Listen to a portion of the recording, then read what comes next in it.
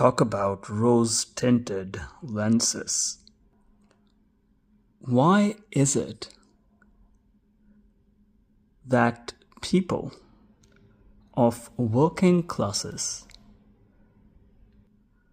support extreme capitalist interests instead of socialist interests?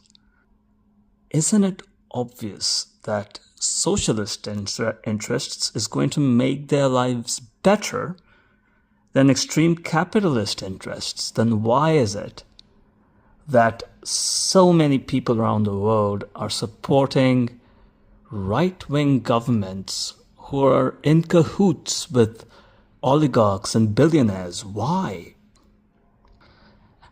And I think I may know a part of the reason. I think with socialism, it's about equality. It's about distributing resources equally amongst everybody. Which means if you want to rise from your current situation, the current socioeconomic strata,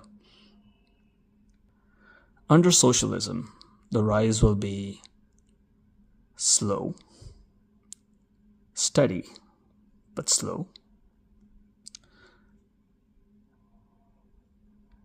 However, what people fail to notice is that under socialism,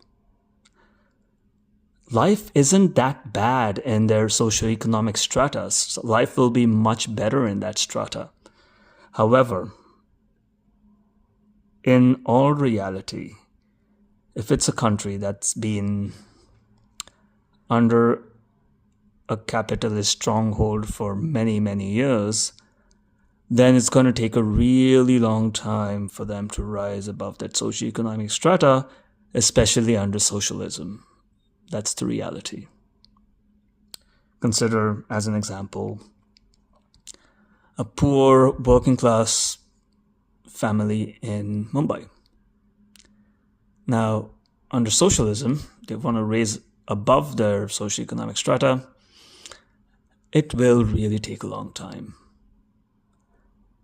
Now, socialism, if the government is socialist, it will make it easier for them to live in their socioeconomic strata, but it's not going to be too different. Well, here's another concept then.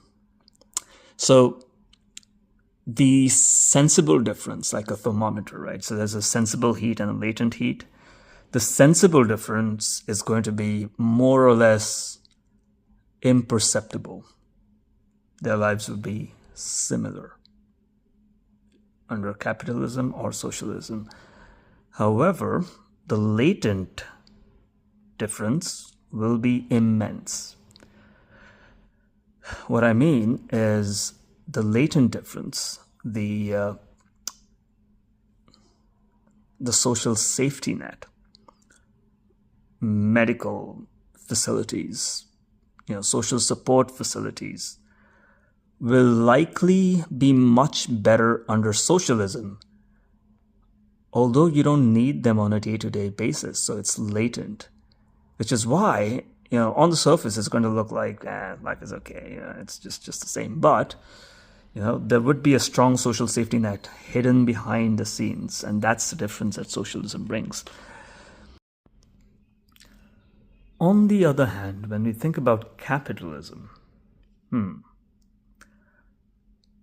now that provides more opportunities for a person to rise above their social strata, be it at the cost of others. There isn't much of an equal distribution of resources over there, so there is an opportunity for you to rise above others a bit quicker, maybe by stepping on their toes, maybe by stepping on their heads, but that provides you an opportunity. And that's why you see a lot of these rags to riches stories in capitalism, which is not a bad thing. But the other side of it is there's a lot of people in the same strata who haven't been able to rise up despite being honest, hardworking people. That's the opportunity that capitalism provides. And that is the dream that makes people vote for extreme right-wing governments that we're seeing right now, like in the case of Trump or Modi, or a lot of the other right-wing governments that we have going on around the world. That is the difference.